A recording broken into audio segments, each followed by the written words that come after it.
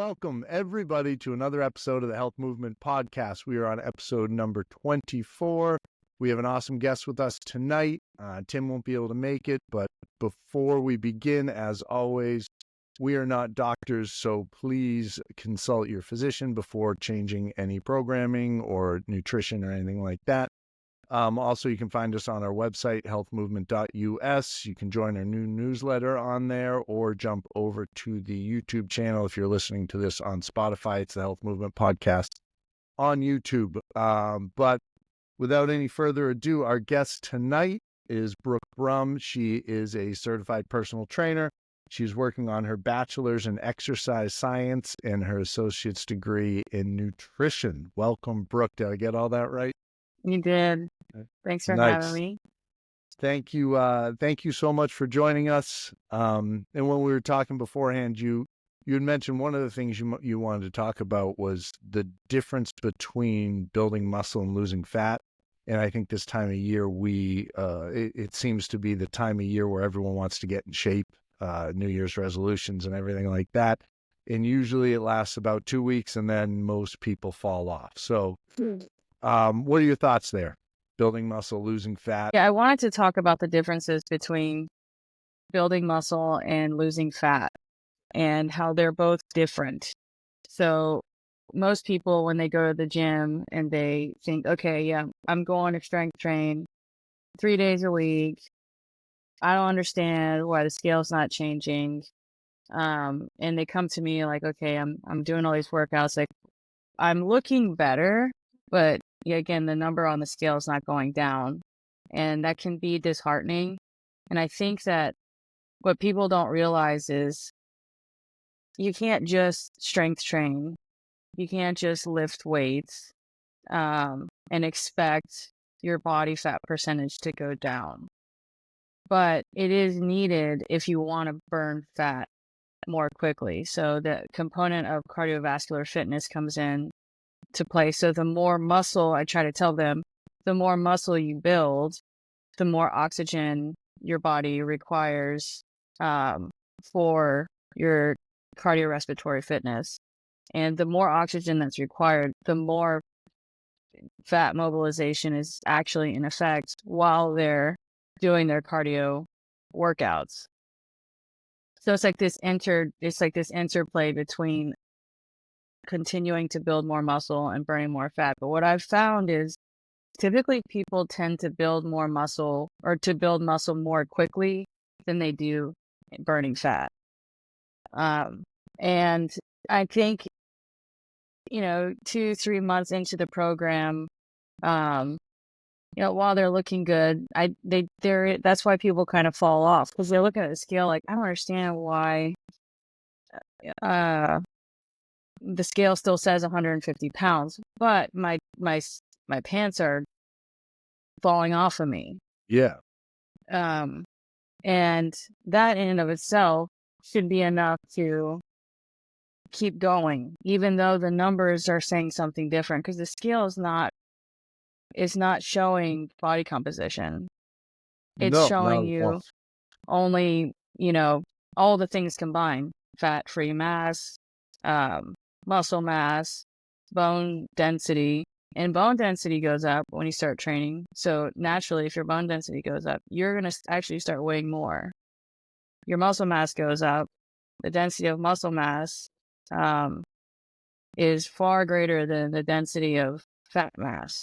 Yeah, I actually, while you were talking, I pulled up a picture, and we try to do this sometimes where we share something. It doesn't always work. So this is an image of what 5 pounds of fat looks like as opposed to 5 pounds of muscle, and you can just see the size.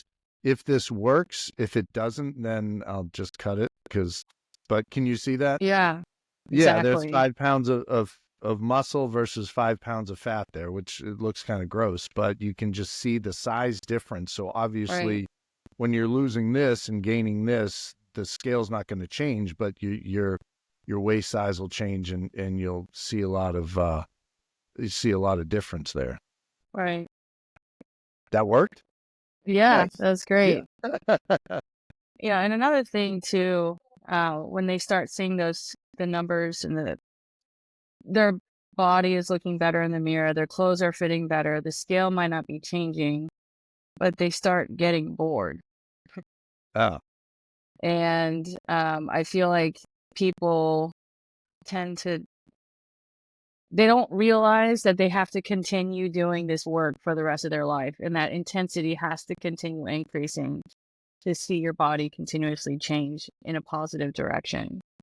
And the more physically fit you get, that doesn't mean that, even for me, if I stop training for a week, it's a slippery slope. oh yeah, Like I can already tell, uh, my muscle, like my strength it starts going away, my power starts going away. Um, yeah, the body tends to want to always rest, like go into rest mode. And it's just this constant battle of just kind of pushing back against that and staying with the program. And even though the scale might always stay at, say, if you're 150 pounds, it might always stay at 150 pounds, but your body keeps transforming. That might be your ideal weight. yeah. I think a lot of it is the weight should be, uh, excuse me, one of the last things you look at, and unless like you're in the obese range or morbidly obese. Once the number's that high, you do need to pull off some of Right.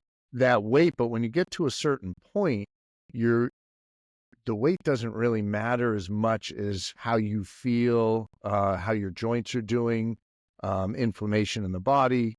If you're getting out of breath going upstairs, all these things change as you get in shape and you become fitter, that you feel better. For me, I Right. noticed it when I buckle the seatbelt on the car.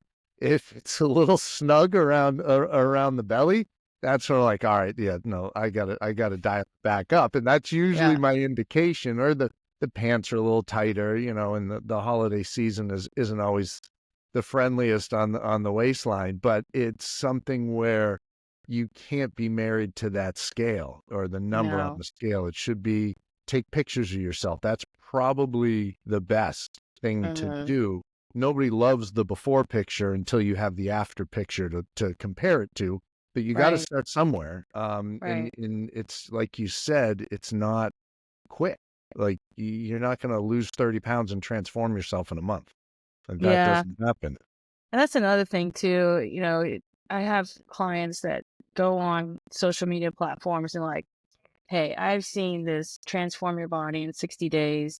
This person lost 30 pounds. Why can't I get that?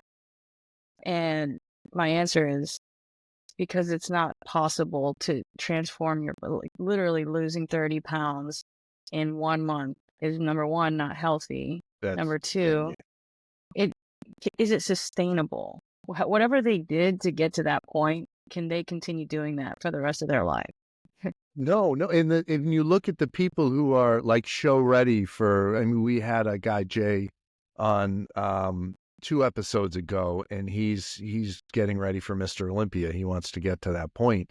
And he said he had to drop 50 pounds to get down to, I think 177 was his weight maximum, and he's at 225 now. But you can't maintain that physique for more than a week. Like it's got Right, to be dialed in. You got to be weighing yourself once or twice a day. You have your fitness coach, your nutrition coach, and everything's lined up. But it's right, just to get on stage for 2, 3 minutes or however long it right. is. And then like you can live 12% body fat for men, like 16 to 18 is incredibly lean. And that's probably sustainable if you're really dialed in. But Right. men around 15 to 18%. And I think women, it's like 7 to 8% higher, I believe. Mhm. Might be off on that. But like that's a healthy, sustainable body fat percentage that you can maintain forever if you're willing to Put in the live work. a healthier life. But it's not Right. crazy. Like you're not eating chicken, broccoli, and rice every meal and Right. fish for breakfast. Like there's some stuff you have to do to get that level of fit online, like you see. Um, Right. and if they just care about the scale, you could write them a plan to lose 30 pounds in a month. You just cut the calories to 1,000 a day, ramp up the exercise, and it's miserable. It's not healthy. It's not Right. sustainable. You're going to hurt yourself.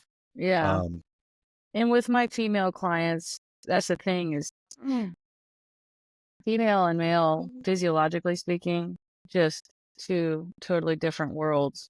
Yeah. And we've got, estrogen, progesterone working against us in the muscle building area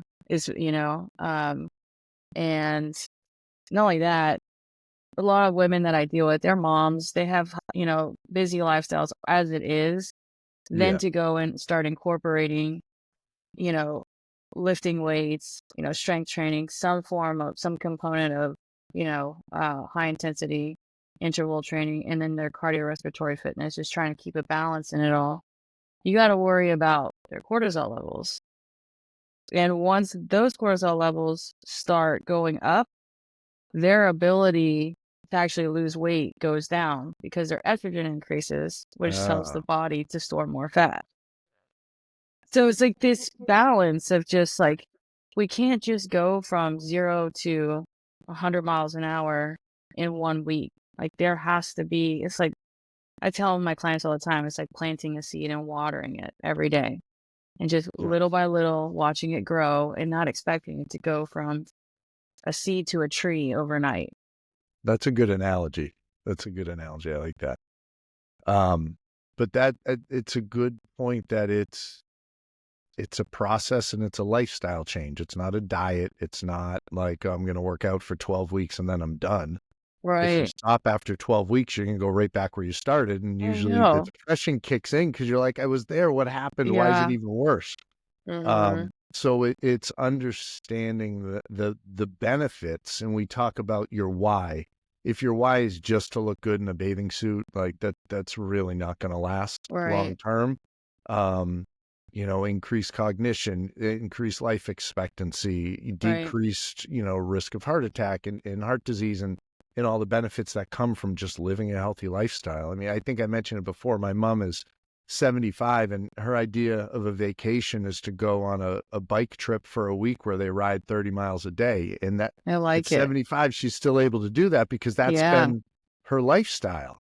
And I go over there to, for dinner and it's, she likes chicken. She'll have a salad and then more veggies with the meal. And then it's like sweet potatoes and that's the stuff she likes. And Nice. I like your it, mom. yeah, no, it's she loves exercise. She loves skiing, she loves hiking, she loves biking, and that's her lifestyle. So it's got to be that. But again, there are these memes I see where it's your footwear in your 70s. It can either be like the slippers in the retirement home, or it can be your sneakers that you're strapping on for a run. It's just what do you want it to be, and what's your Right. focus? Right. Um, so that's a big thing.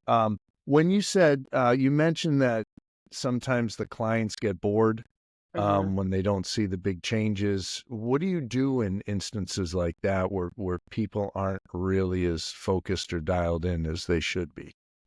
Well, first, um, and the biggest thing is just knowing where they're at in life. Like if there's something outside of their goals that's affecting their mood, um, their agenda's changed or like, just too much is going on and they kind of fall back and they the the priority of fitness kind of goes on the back burner. And so my first question is asking them, is everything okay? And if it's just, I'm bored, I'm not seeing changes, no, then I just change it up. Yeah, Um, it's, I mean, it's that simple. There's so much you can do with an individual. And when it comes to like, if their goal is to have a better physique, I always tell them to like, um, shift your focus from what you want to look like aesthetically to your performance. Because if you can increase your performance, a byproduct of that is aesthetics. I like that. Yeah, that's very true. If you can And focus on your gym numbers as opposed to your scale numbers, right, that makes a exactly. huge difference. And as a trainer, if their goal is to lose weight, I'm not gonna have them doing 1 RMs in the gym all the time. Like that's not gonna get them anywhere. I'm going to keep them in the range of, building muscle, hypertrophy, and then focusing on their cardiovascular or cardio fitness. And if they're bored with walking, okay, well, what do you like to do? You like to bike? Let's get you on a bike. Let's do that instead. Do you not like doing, barbell training? Then let's get on some kettlebells. If you don't like doing kettlebells, let's focus on doing some dumbbell training. You almost kind of, you'll find that people, I'm sure you know this, have their niche on what they enjoy doing. I'm sorry. You're good. Hey, Bob. And in it, when I find that they get excited with a certain equipment, I'll keep them on that for a while. What do you like? What's your motivation? Or not motivation, but what's your favorite type of workout? Ooh. My favorite type of workout or the equipment? What you like to do? What's your fitness routine? And I'm sure it changes up. But what's your normal workout looking like? So I strength train twice a week, and then I'll do CrossFit high intensity interval workout once a week. I have my cardiovascular training. I'm a runner. I enjoy running. Okay. So, and I'll do that twice a week. And then for mobility and flexibility, I go to a hot yoga studio in downtown Woodstock once a week to kind of sweat it out, detox, get the mobility, flexibility in. And then, that's kind of, I feel like my yoga is more of like a passive recovery day for me. Yeah, I can see it can be tough. I'm not knocking the yoga people out there because it's definitely not easy. But I've noticed I'm 46 now. I got my age wrong a few episodes ago, and my buddies were giving me a hard time about that. But I've noticed the mobility stuff has been huge lately. Getting that dialed in, and that's because I still like to play basketball. I still like to be active, and if I'm not good with my mobility, then that's when the Achilles start bothering me and all the joints and ligaments and tendons. And so I found as I've gotten a little older, I've got to be a little more careful. But then my goal at the gym has changed. Like when I was younger, and this might be more of a male dominated viewpoint on going to the gym, but you just want to lift as much weight as you can. Not that anybody cares except for you and maybe the person next to you, but like you're not walking down the street. It's like I rep 225 15 times. You wear a shirt. Some people are.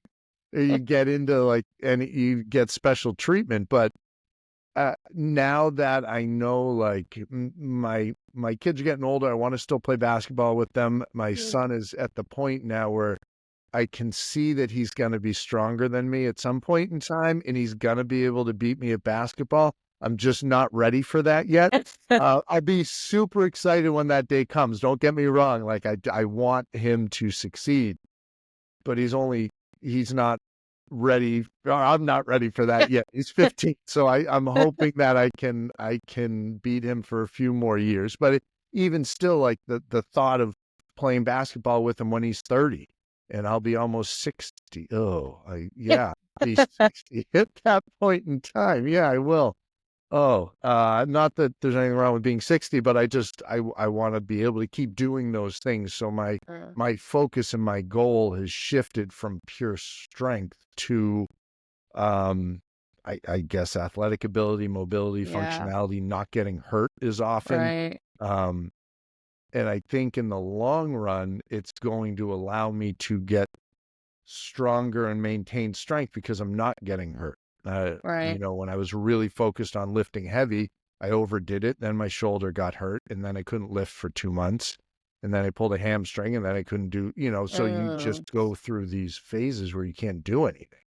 Right. So I feel like nowadays, in high school, they're doing like weightlifting and all that stuff as a class, and they're learning about how to kind of balance lifting and not just focused on lifting heavy, but proper form, proper reps, proper rest, stuff like that, which that was like not happening when I was in high school. At least I wasn't focused on, I don't think I was as focused. I didn't even know if they had weightlifting when I was in high school. But I know now with some of the or with one of my youth athletes that I train, she's Olympic weightlifting. You know, Oh. her form is on the money. She knows basically all your basic functional like strength training movements. She knows how to take care of herself. She knows how to eat properly, how to rest, recover. And she's learned all this in high school. Well, that's the stuff you should be getting taught too. Like, I wish I knew that stuff. It took a long time for me to learn, proper form and just rest and the importance of sleep. Like, I wouldn't get 7 hours of sleep, 8 hours of sleep a night. And I feel like if I get 6 and get up, I know I've only gotten 6. If I get 7, I'm Yeah, good. And my body exactly. Me feels so too. much better. So it's funny how there's so many different aspects that just go into your overall health, from getting enough sleep to eating mostly whole foods, to drinking enough water, to lifting All right. properly, to getting your cardio in and your cardiovascular health improves. So there's a lot that goes into it. And it's a lot to learn. So the earlier you can teach people, the better. And then they're Mm, doing that their whole lives, as opposed to, 30s, 40s, 50s trying to figure that out and fight father time at that point in time. yeah, and it makes you wonder what performance is going to be like in their 30s and 40s, their performance That's levels. true. That's true. Um, Um, I mean, you see athletes now, the longevity of their careers. I don't know if you're a big sports fan or anything, but like even watching LeBron James playing as long as he has, as many right, seasons. Brady played forever. Steph Curry's played forever. In certain sports, I don't think longevity is really there. If you're a lineman for football, like, you're getting beaten up a ton. As everyone gets stronger, you're still taking a pounding, but just the knowledge that people have, it allows you to continue for a lot longer. right. Yeah, So, performance nowadays is not what it used to be. That's for sure. A lot of no, these athletes are like superhuman. yeah, no, they definitely are. It's fun though. It's fun to see some of the stuff that people can do when Oh yeah, you've got the training right and the mindset. And I'm a big fan of Kobe Bryant's mindset and his workout philosophy and exercise and all that. And if you're like super focused on something to the point of obsession, that's when you can really dial it in. And it's not just fitness in that part of your life. It's like, if you want to be a successful business person, then you've got to dial it in the same work yeah, ethic you would put into everything. yeah. I agree. I mean, even going back to, um, I think going back to when someone's goal is to you know tone up, get more physically fit, whether it's because they want to or because their doctor has said that they have to for whatever reason, and something's happened and they're plateauing. It's not just kind of going back to, looking at your sleep, looking at what you're eating, what kind of supplements are you taking, what is your mental health like? Like all of these things affect one's ability for their body to recover properly so they can build muscle, so they can lose fat properly. They're not retaining water because, cortisol levels are high. They're not, if you're stressed out and you're working out and you're mentally stressed and then you're physically putting stress on your body, um, like what you're not doing anything you're not doing anything good for yourself when that happens. So I think it's just that's what I'm saying. Like, performance-based training shouldn't just be for athletes. That's why I do all the different modalities Yeah. of training, because it all fits into the pie of the end result. At the end of the day, people just want to be healthy. They want to look nice in their clothes, and they, want to live a long life. And in order to get to that point, you have to look at all the pieces to the pie, which a lot of it is performance-based training that a lot of these athletes do, just at a more elite level. Yeah. And I think what you're saying about the variety and the different modalities is that's huge. If all you do is go to the gym and do the same 10 exercises every time you're there, you're going to get really good at those exercises, but you're going to be so imbalanced Right. with your body, and you're going to start noticing injuries that pop up because you're overcompensating on one part of your body, and the inverse or the opposite isn't getting the same attention. And I mean, how often do you go to a gym and you see somebody who's been there for 5, 6 years and they do the same exact workout all the time and that nothing's changed? It's Yeah. the same weight, it's the same rep range, it's the same everything. And Right. it's better than doing nothing, in some regard, but in other Right. regards, you're probably setting yourself up for injury Yeah. and not getting where you want to go. Yeah. That same thing with you see a lot of females, they only do cardio. I'm Yeah. only gonna run. I'm not because I don't want to look bulky. I don't want to this or that. Yeah. And I'm just like, but their body is not responding anymore. No, In because fact, it's it's adjusted. reversing. Yeah. Yeah. Once you keep doing the same thing over and over, your body gets really good. Then it doesn't have to change. You Right. get to that one point, and then that's the way you're going to stay unless you vary it up and do something different. Right. Increase the intensity, the distance, the I don't know, whatever you want to do. Yeah. There's Um, so many things that you can do to change it up. we we were talking to somebody a little while ago, and finding something you enjoy is probably the number one thing. And her husband was getting into exercise, and he found curling, which was like, wait, that they have that around here? And I looked it up. There's a curling club nearby. So Tim and I started talking about, like, all right, once the spring hits, because not all of us have warm weather in the 60s during December and January, Brooke. But once it warms up here, it'd be awesome to find, like, go do parkour with a group of parkour people and do like as many random things as we can find that are Right. just different ways to exercise and different things that can be enjoyable. Yeah. I agree. There's so Um, many things out there that people don't even know exist. I looked it up. I have a list, no lie, about 120 different things that I didn't even realize. And some are normal, like basketball and soccer and things, but others I had to look up what they were because I'd never even heard of them before. So Yeah. it's just getting that variety. And then you also have that community aspect where you're with a group of people, and then you're talking about mental health in your social relationships is one of the best things for mental health. When you're by yourself all the time or you don't have that social interaction, that definitely can hurt mentally. So if Hmm. you're out engaging with other people who are like-minded and doing the same thing, like, that Yeah. definitely boosts your spirit and your mood and definitely helps Definitely. out mentally. I I'm going to agree.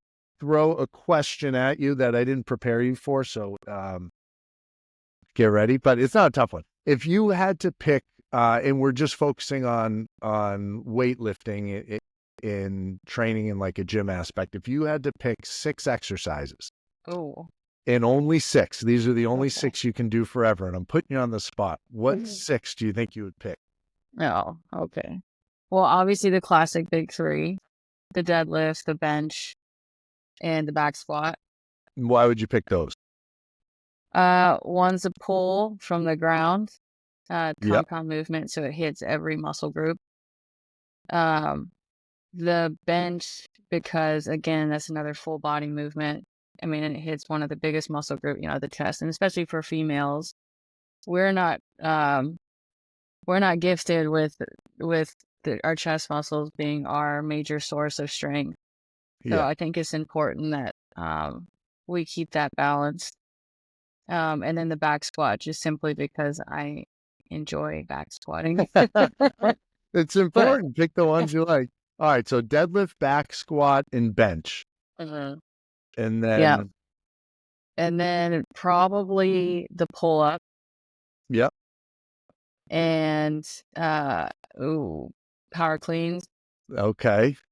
Just because, again, full body power Gets just gets you everything. going. It's It gets everything. everything. It does. You can get hurt if you don't know what you're doing. So that one you Yeah. gotta ease your way into, but that's a good one. Oh yeah, and always push-ups. You'll always see in my videos, like I'm always Yeah. putting out push-ups, just for that muscular endurance. Yeah. I usually like if I do bench or chest, rolling right over it and burning out on some push-ups and seeing how many I can That's do. tough. And then you got to go to knee push-ups. And then I'm usually laying face down on the gym floor. And I try not to look at how dirty it is. It's that's when you pushed it pretty hard. Yeah. Yeah, at that point, it's like, who cares? I'll shower Oh off. yeah, no, I don't My care immune at system will be all right. that point. How about you? What are your 6 moves? Oh, I'm not going to agree with everything because that's no fun. Okay. But I bench, deadlift, and back squat it gets everything. Well, the squats get everything, and the deadlift get a bunch of everything. Bench, I like it for the shoulder, and if you want to build muscle or anything like that, the heavier you can put the weight on, it's going to allow you to build strength and then build muscle. I love unilateral movements. So Ooh. like a walking lunge, holding up a kettlebell over your head with one arm, something like Ooh. that. That's tough. Yeah, it's not easy, but you get your core in there too. Um, I like I like shoulder press too, but I like it with dumbbells as opposed to a barbell so that you have to stabilize it a little more. Um, and then I got to do one more. One more. One more. Um, I do these things sometimes. I don't even know what they're called, but you lessen the weight on a back squat and you jump with the bar. You do Mm. you go down, not you like 45 degrees and explode up as much as you can. I do enjoy that. So, I mean, it's kind of doubling up on squats, but it's hitting the muscles a little bit differently. So Yeah. I'm gonna say Different. that. Yeah. You're getting a different response there. Yes, and it's more power, and I think it goes to my I can't think of the word, but my allowing myself to believe I still have a chance at being able to dunk a basketball. Uh, That makes sense. I could see yeah, that so movement that happening. that one, I think I would go with that one there. You mentioned earlier before we hit record, that today's like a meal prep day for you. What's that? It What's is. that look like when you're meal prepping? Ooh. So for meal prepping, have you ever heard of the zone diet? Zone diet? No, I've not. Uh, it's like a CrossFit way of eating. But it's basically keeping the macros at a certain ratio. So always everything I eat basically has to have a component of protein, carbs, and fat. Okay. So because I'm not a big cook and I'm not like, I don't do all this fancy stuff, like I eat for fuel as long as it tastes good. Yeah. I can continue eating that for the week. Like I don't have to keep eating different things all week long. So it's the same thing It all week. is like Monday through Friday. I like My it. schedule's so busy, I don't care as long Yeah, as it's as what long I as need. it's food and it hasn't spoiled and is making you sick, there you go. I'm similar. I don't vary too much as long as it gets me what I need. But what's on the menu for this week? Um, Sweet potatoes. I love sweet potatoes I do too. Yeah. and grilled chicken. So it's pretty basic. And then cook that with olive oil and chop up some peppers, onions, throw that in the mix, and then when I'm ready to eat it, I'll put some hot sauce on it, and it tastes great, like a gourmet meal. Nice. I like it. You ever with the sweet potatoes, I'll usually microwave it for a minute so you can cut it or a minute or two, and you cut it into chips and you throw them in the air fryer and eat them like Oh, that. They're I thin, haven't. but they are really good. I'm gonna try that. Yeah, no, that's one of my favorites. It's not as easy as throwing one thing in the microwave and just being done with it because you've already prepped it, but Mm. that's a favorite with the sweet potatoes for sure. Mm.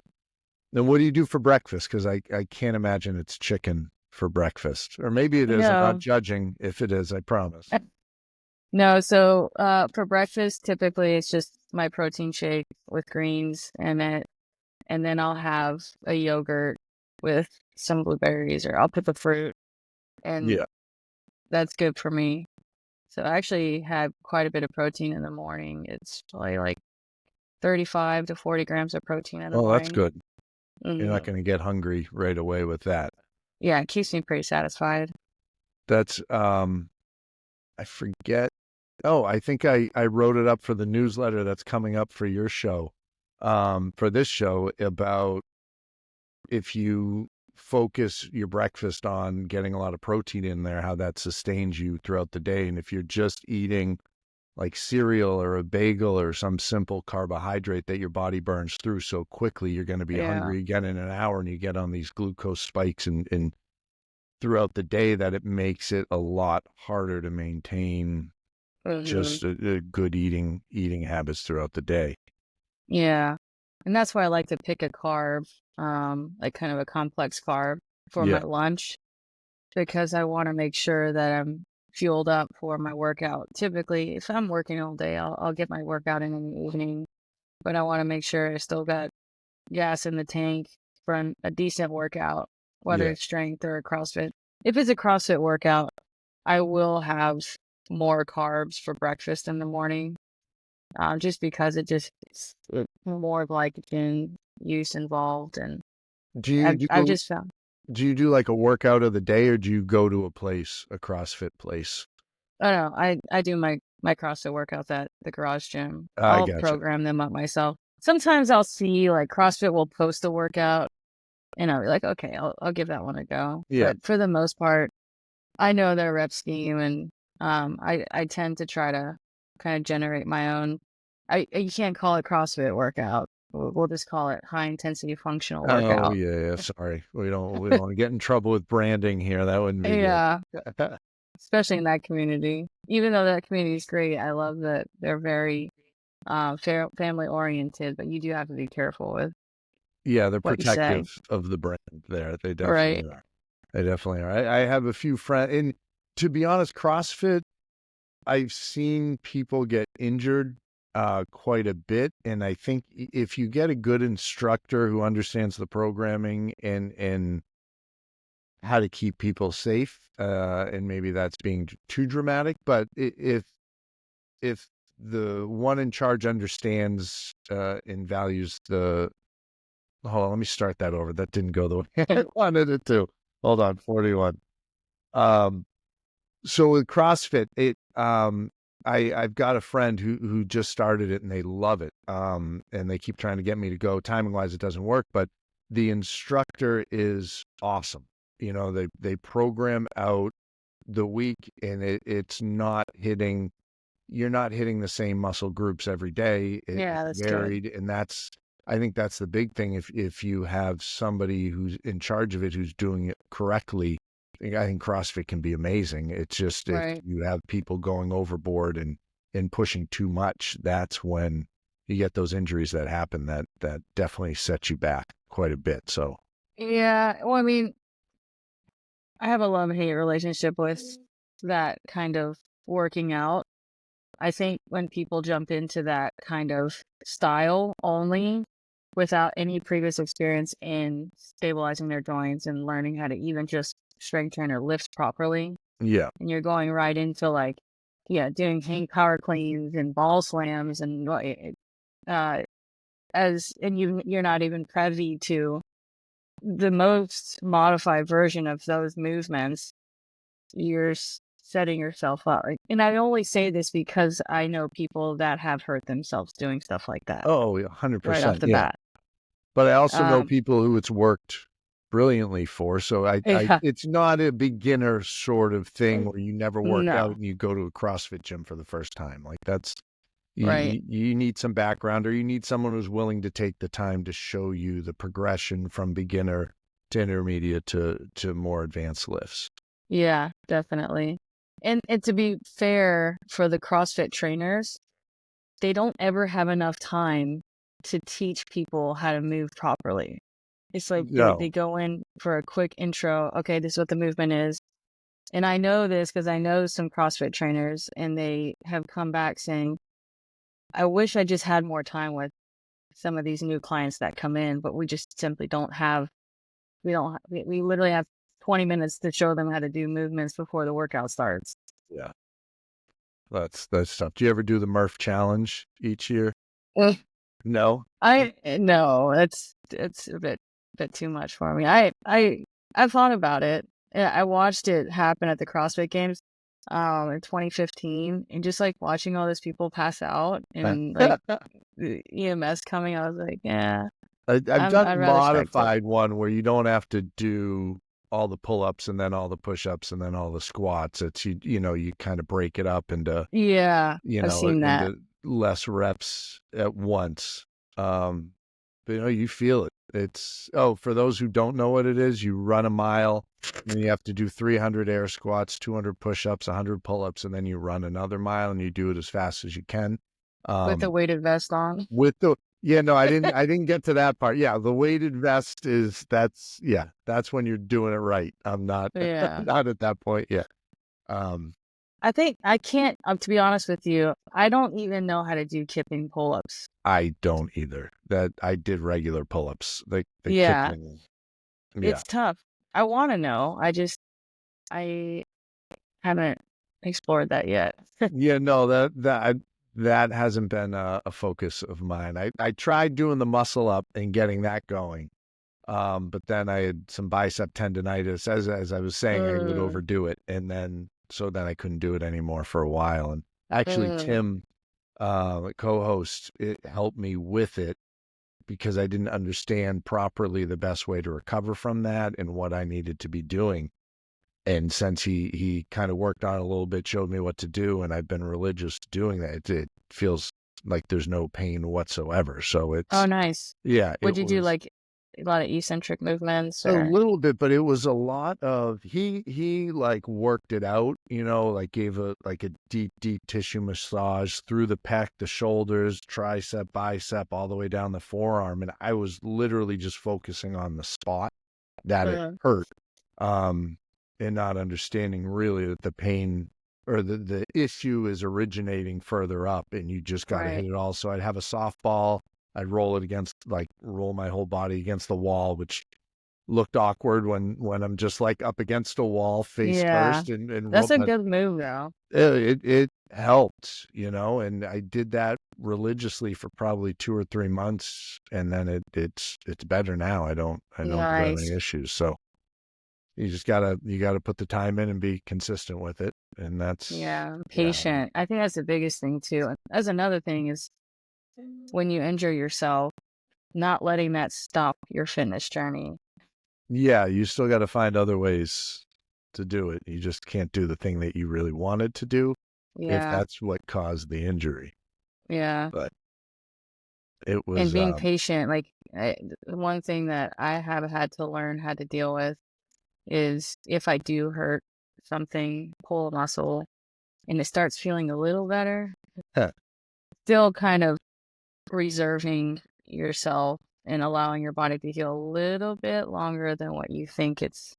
You think, oh, it feels all right. I'll give it another shot. I'll do the same workout that I hurt it with. And then you hurt it again. That's never... I do that with basketball. I'll pull a muscle and then it'll feel fine as I'm walking. I'll be like, all right, I can go back. And second I start running, it's like, oh crap, I did it again. So I've learned that lesson too. But, well, Brooke, we're coming up on almost 50 minutes here. I want to thank you so much for taking the time to hop on here with us.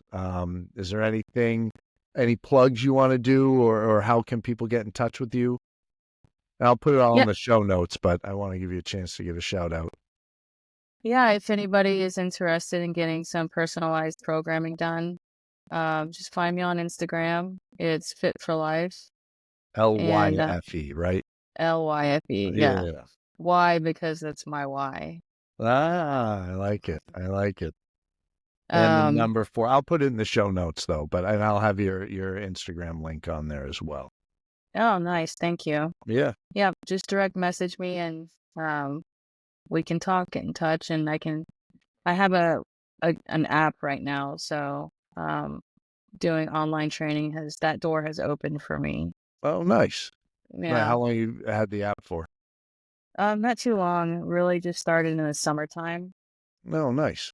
But we're starting to work out really well. I enjoy making workout videos, personalizing programs for people because I see people once, twice a week, but ideally they need 4 or 5 days of training. So it Yeah. just basically what that does is it closes that gap of them like, what do I do? Okay, I'm here. This is what you do. And if I can't be with them, for a week, they're out of town, or I'm sick, or I'm out of town, then the app is always available to them. So they don't have to be in Georgia to get in touch with you. They can do No. this anywhere. Mm-mm. All right.